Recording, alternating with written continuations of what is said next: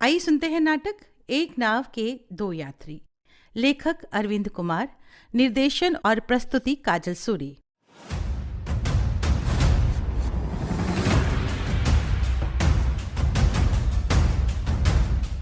महिला शक्ति जिंदाबाद, महिला शक्ति जिंदाबाद। भारत माता की जय, भारत माता की जय, महात्मा गांधी की जय, महात्मा गांधी की जय।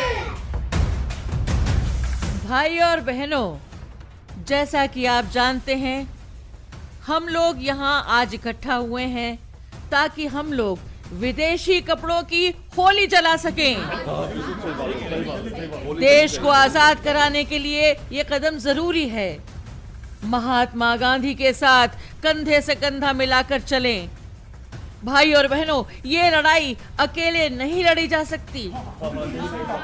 हर घर से जब महिलाएं भी अपने अपने पतियों के साथ निकलेंगी, उनके साथ जेल जाएंगी, तभी इस फिरंगी सरकार के हम होश ठिकाने लगा पाएंगे।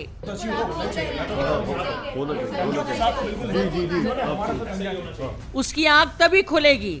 इसलिए मैं कहती हूँ, महिला शक्ति जिंदाबाद, महिला शक्ति जिंदाबाद, भारत माता की जय, महात्मा गांधी की जय, महात्मा गांधी की जय, महात्मा गांधी की जय, महात्मा गांधी की जय, महात्मा गांधी की जय। हम लोग शिवरानी देवी जी के साथ हैं।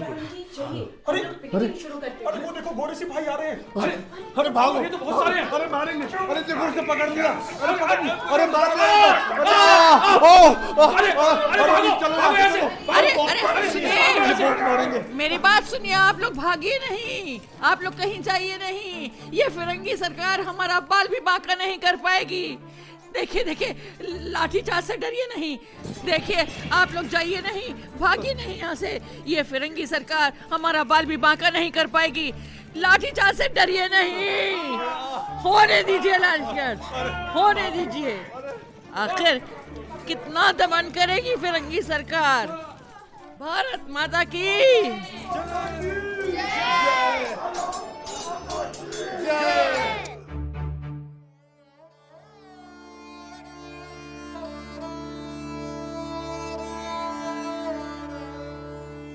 अम्मा अभी तक नहीं आई। धन्नू भैया, धन्नू, अम्मा को पुलिस ने पकड़ लिया है, पता है। और बाबूजी भी घर पे नहीं है। पता नहीं बनारस से कब आएंगे। बन्नू, अरे तुम लोग रो क्यों रहे हो? मत रो। अभी हमें पता चला है अम्मा जेल में ठीक हैं। चाची बता रही थी अम्मा जल्दी ही आ जाएंगी। चुप हो जाओ तुम दोनों। अरे देखो, मैं तुम्हारे लिए क्या लाई हूँ। दीदी अम्मा के पास ले चलो, हम लोग जेल में मिलने जाएंगे, है ना धन्नू भैया? अच्छा चलो चुप हो जाओ। बाबूजी 2 दिन में आ जाएंगे, हम लोग तभी चलेंगे। ठीक है, अब खुश?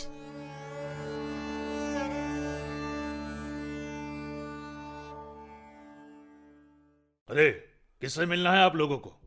शिवरानी देवी से, जो कल पिकेटिंग में पकड़ी गई थी। वही जो मुंशी जी की पत्नी है?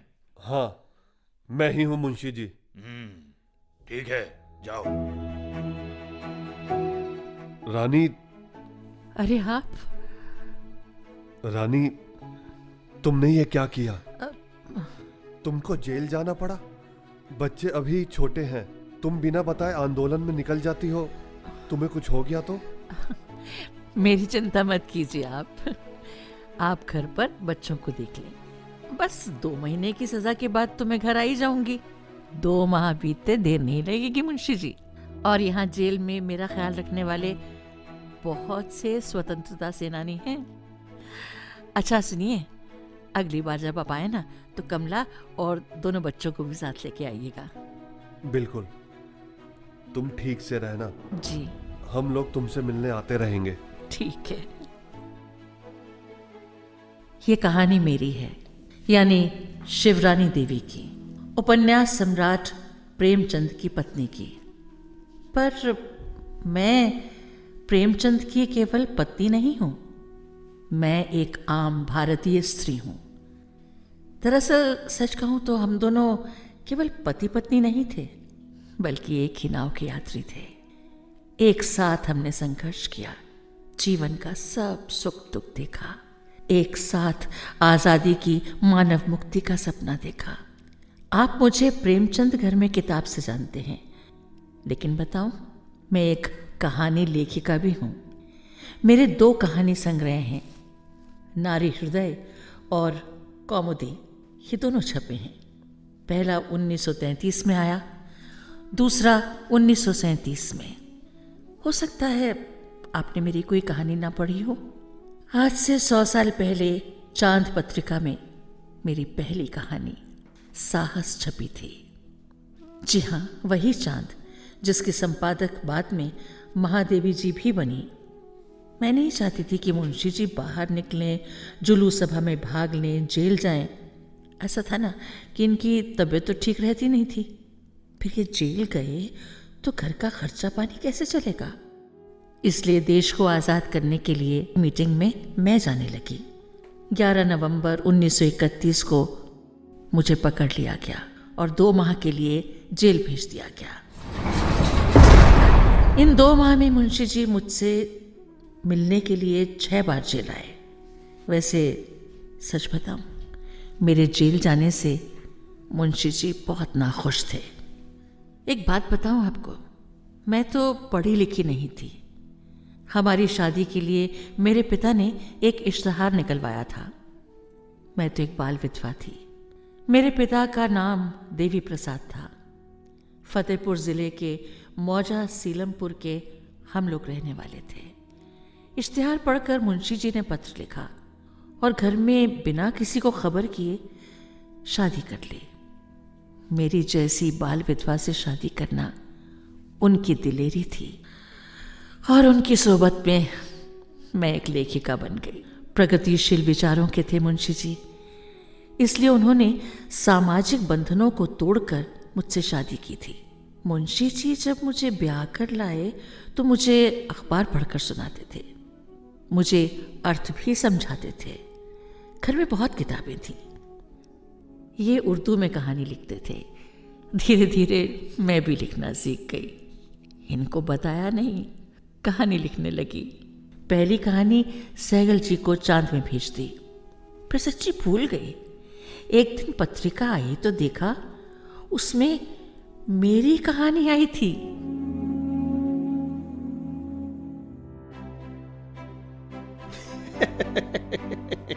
अरे प्रेमचंद जी, अरे प्रेमचंद जी देखिए, अरे ये देखिए, ये भाभी जी की कहानी छपी है।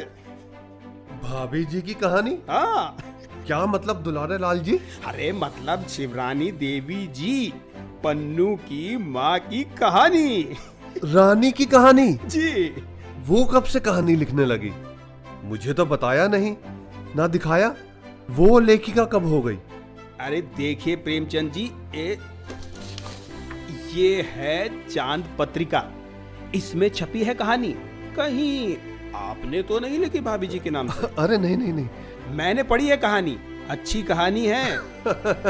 अरे भार्गव जी, उनके नाम से छपी है तो उन्होंने लिखा होगा। देखो जरा मैं भी कहानी। हाँ हाँ, ये लो।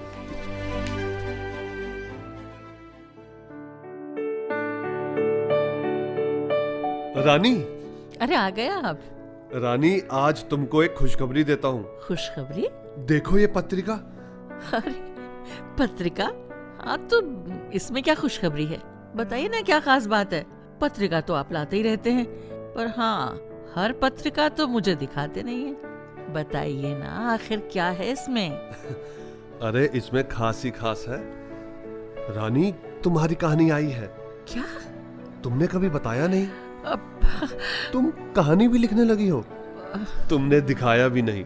जानती हो, लोग कह रहे थे लगता है मुंशी प्रेमचंद ने ये कहानी अपनी पत्नी के नाम से लिखी है। अरे शिव पूजन बाबू तुम्हारी तारीफ कर रहे थे, लेकिन मुस्कुरा भी रहे थे।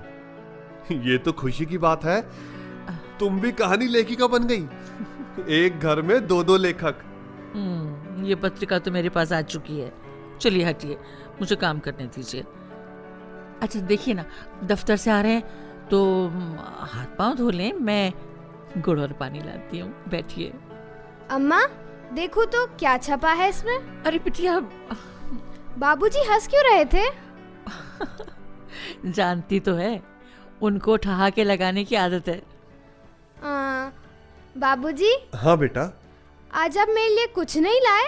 अरे मेरी प्यारी बेटी, आज भूल गया, कल पक्का लाऊंगा। ले आइएगा, हाँ भूलना नहीं। अरे शिवरानी जी? शिव पूजन जी सारा सामान लेकर अचानक गांव चले गए। अच्छा, मुझे रंगभूमि की पांडुलिपि नहीं मिल रही। अब- शिव पूजन बाबू को संपादन के लिए दुलारे लाल ने दी थी। अच्छा तो उनको फौरन पत्र लिखिए ना। ना पत्र नहीं, तार खींचिए। अरे इतनी मेहनत से रात भर आप जग जग कर कितना अच्छा लिख रहे थे। पहले उर्दू में चौगाने हस्ती के नाम से लिखा, फिर आपने कितनी मेहनत से हिंदी में पांडुलिपि तैयार की। हाँ रानी, तुम जानती हो कितनी मुश्किल से लिखा। और क्या, जब से स्कूल की नौकरी छोड़ी है हाथ में पैसा नहीं है। यही सोचा था उपन्यास से कुछ पैसे मिल जाएंगे तो घर चल जाता है। सुनिए ना, कमला की शादी के लिए भी तो पैसे जमा करने हैं। बच्चे बड़े होंगे तो उनके लिए भी तो पैसे चाहिए ना। कलम का मजदूर हूँ, मजदूरी तो करूंगा ही रानी। अगर मजदूरी नहीं करूंगा तो खाऊंगा क्या? हाँ, ये भी ठीक है।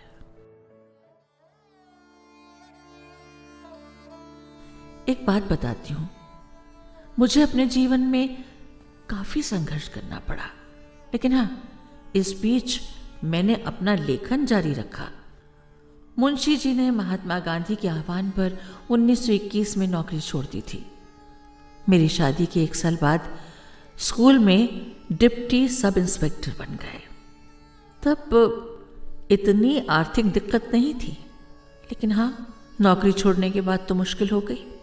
उन्होंने लेख लिखकर, कहानी लिखकर हम सबका जीवन चलाया, लेकिन पैसे तो घाटे में ही रहे। उनके साथ में गोरखपुर, बस्ती, लखनऊ, कानपुर, इलाहाबाद और हाँ, बनारस भी गई, वहाँ रही भी। लेकिन 1924 के बाद मैं भी लिखती गई, फिर छपने भी लगी। सबकी कहानियाँ पढ़ती थी, राजपाला घोष की भी पढ़ी, प्रसाद जी की कहानियाँ भी पढ़ी। वो तो अक्सर घर आते थे, हाँ बात कम करते थे, लेकिन स्त्री के जीवन में आराम कहाँ है। जो समय है उसी में से समय निकालती रही। एक बैठकी में मैं कहाँ लिख पाती थी, रात में जग कर पूरा करती जब बच्चे सो जाते थे।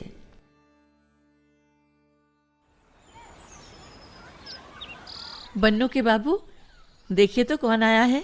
अरे ये तो प्रसाद जी। आइए आइए, बैठिए तख्त पर। कहिए कैसे आना हुआ? नमस्कार। सुना है आप बीमार हैं। शिवरानी जी बाजार में मिली थी, दवा खरीद रही थी। मैंने पूछा तो बताई आप बीमार हैं, इसलिए आपका हाल चाल लेने आ गया। आप तो जानते हैं, वही पेचिश की बीमारी। ना कहीं जा पाता हूँ, ना कहीं बाहर का खा पाता हूँ। मुझे मालूम है आप इस रोग से बहुत परेशान हैं। बन्नो धन्नो भी तो बड़े हो गए, और कमला की शादी कब कर रहे हैं? शिव पूजन बाबू ने एक लड़का बताया है, उनका पत्र आया था, और जगह भी बात चल रही है। देखे ईश्वर का आशीर्वाद कब मिलता है। हाँ, आपने सही कहा, ईश्वर की कृपा से सब ठीक हो जाएगा। बहुत दिनों के बाद आप आए प्रसाद जी। अच्छा बताइए, क्या पियेंगे, मट्ठा या सत्तू? अभी कुछ भी नहीं भाभी जी, फिर कभी। अरे सुना कि आपकी कई कहानियां छप गईं। जी वो तो बस। आप उसका एक संग्रह निकालिए। संग्रह? ठीक कह रहे हैं प्रसाद जी। रानी को बोलता हूँ पांडुलिपि तैयार करे। अभी चलता हूँ। राम राम मुंशी जी। राम राम। फिर आइएगा प्रसाद जी। जी जरूर भाभी। उस जमाने में महिला लेखिकाएं भी साहित्य में अपना योगदान दे रही थीं।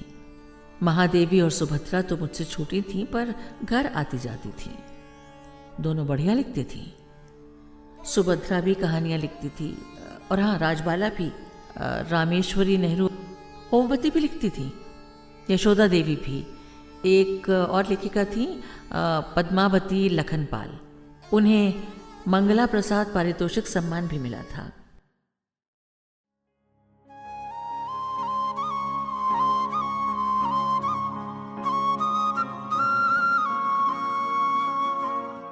अम्मा, सुभद्रा चाची आई हैं। अच्छा, बुलाओ बुलाओ। नमस्कार शिवरानी जी, नमस्कार। अरे सुभद्रा, खुश रहो खुश रहो। कैसी हो? और हाँ, सुधा कैसी है? ठीक हूँ, सुधा भी ठीक है। कमला जैसी बड़ी तो नहीं हुई है। वैसे आप कमला के हाथ कब पीले कर रही हैं? क्या बताऊं सुभद्रा, शादी ब्याह इतना आसान तो नहीं है ना। दहेज भी तो देना होगा। हाँ भाभी, ये तो कोड है समाज में।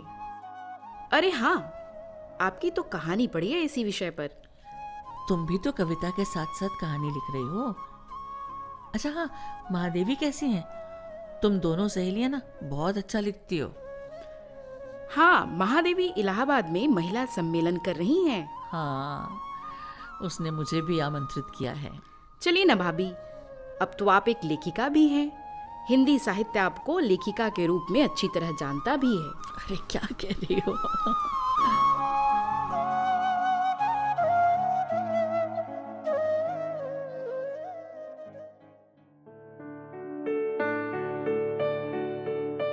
रानी जी? आज एक और खुशखबरी तुम्हें सुनाता हूँ। अच्छा, बताइए। तुम्हारी कहानियों की किताब नारी हृदय छप गई। अच्छा।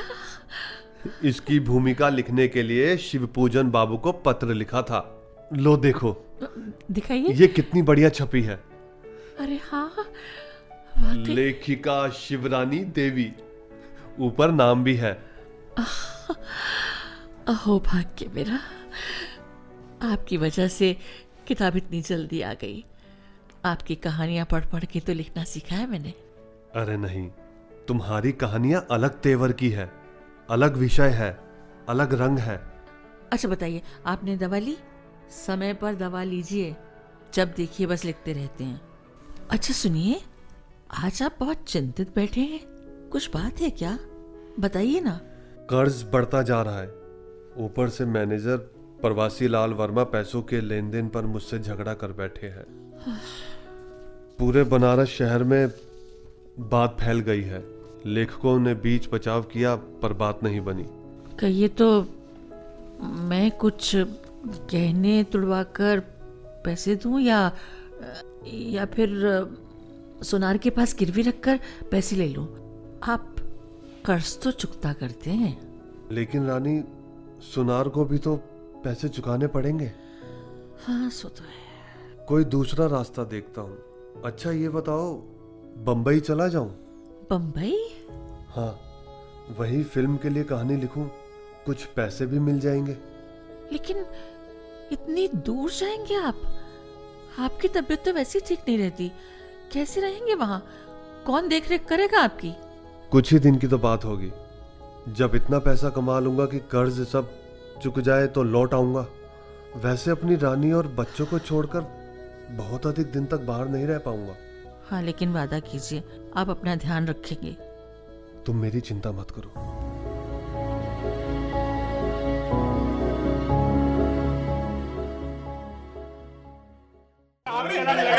जरूर लगेगा। बधाई हो भाई। अरे चलिए चलिए। अरे मुंशी जी को तो ढूंढ ले। पता नहीं कहाँ है। अरे मुंशी जी, अरे मुंशी जी कहाँ हो? जरा आइए, यहाँ तो होली में समा बंधा है। आप अंदर ही बैठे हैं, अरे बाहर निकलिए। अम्मा, बाहर बहुत सारे लेखक बाबूजी से होली मिलन को आए हैं। अच्छा, अरे सुनते हैं, जरा बाहर तो निकलिए, लोग आपसे मिलने आए हैं। कमला बता रही है जहूर बख्श चाचा सबको लेकर आए हैं। सलाम वालेकुम मुंशी जी। वालेकुम सलाम जहूर बख्श जी, बहुत दिन के बाद आप नजर आए। अरे नहीं, जमाना के दफ्तर में कुछ दिन पहले ही तो मिले थे। देखिए, जमाना अखबार से भी लोग आए हैं। भैया तुम लाओ उनको जो अखबार के बारे में। देख रहा हूँ। लाइए, आपके पांव पर अभी रख दूं। अरे इतनी जहमत क्यों उठा रहे हो? शिवरानी जी की कहानी कुर्बानी हम सभी ने पढ़ी। बहुत सुंदर कहानी लिखने लगी हैं। आपको बधाई हो। अरे मुझे क्यों बधाई दे रहे हो? शिवरानी को ही बधाई दो। भाभी जी, आपको बधाई हो। खाए की बधाई। ये लीजिए ना, ये देखिए कांजी बड़ा खाइए।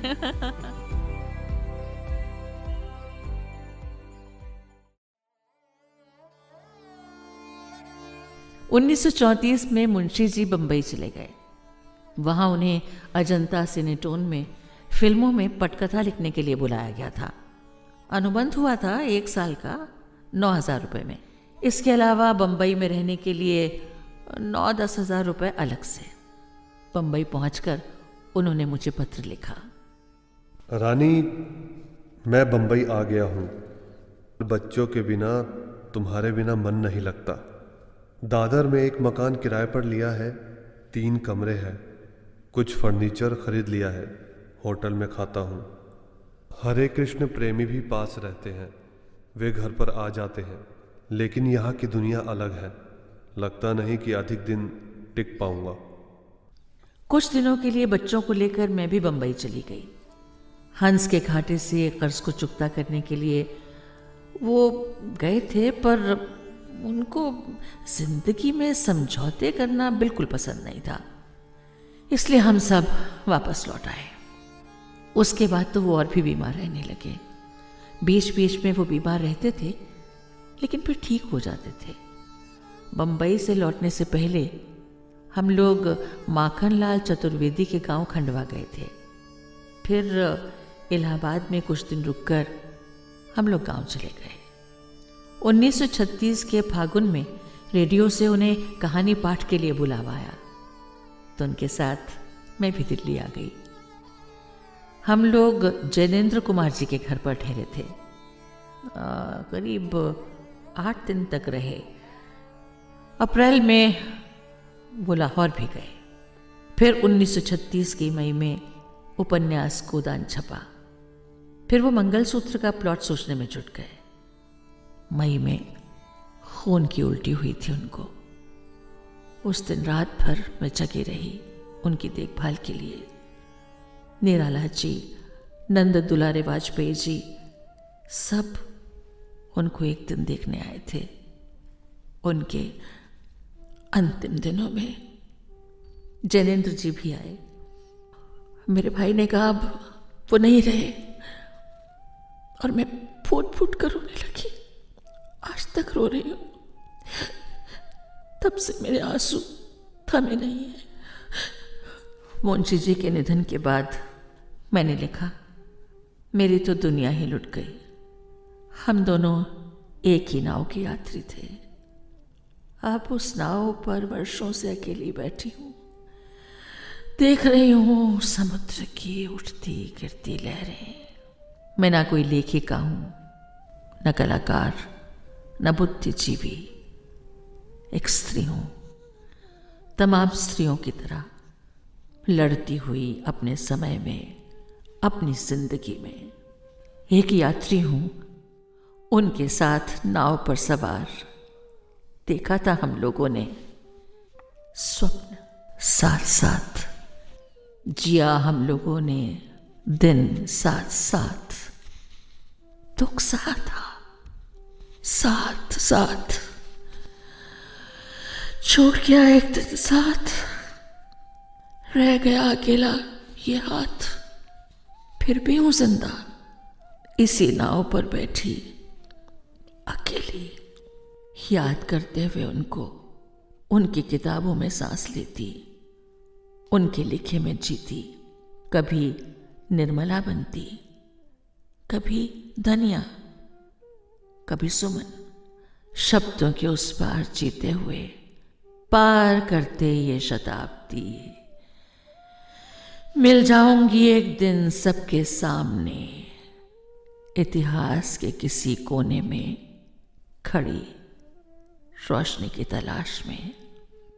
फिर से नए जीवन की आस में, फिर से नए जीवन की आस में है।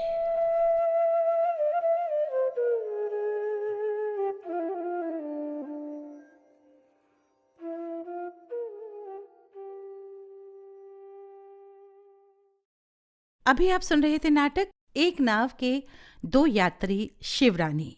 लेखक अरविंद कुमार। भाग लेने वाले कलाकार थे सुचित्रा गुप्ता, डॉक्टर दर्शनी प्रिया, अर्जुन कौशिक, दक्ष शर्मा, तरुण भल्ला, रिद्धि और केशवी। लेखक अरविंद कुमार। निर्देशन और प्रस्तुति काजल सूरी।